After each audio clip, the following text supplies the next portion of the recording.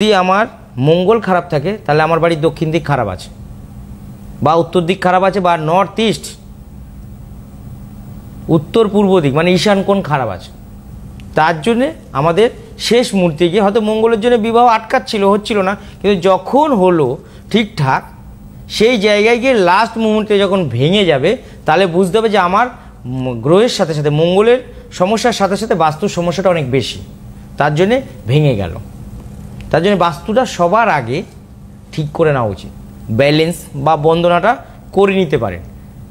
তাহলে কি হবে, যে কোনো সম্পর্ক বলুন বা গ্রহগত সমস্যা বলুন সেখানে গিয়ে কিন্তু আটকাবে না বা কোনো সমস্যা করবে না, যদি বাস্তু ঠিক করা থাকে প্রত্যেকের।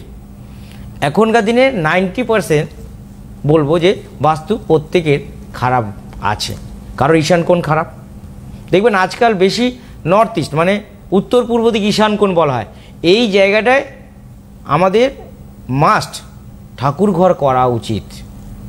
যদি ভুল করে ওখানে ঠাকুর ঘর না করা হয় তাহলে আমাদের রোগ অসুখ, নানা রকম সমস্যা, টাকা পয়সার ঘাটতি, বাড়ির মধ্যে কোলাহল, ঋণে জর্জরিত, বাড়ি বিক্রি করে দিতে হতে পারে এবং শারীরিক অনেক সমস্যা আসতে পারে, যেটা আপনার মেডিকেলে গিয়ে প্রচুর টাকা খরচ হতে পারে।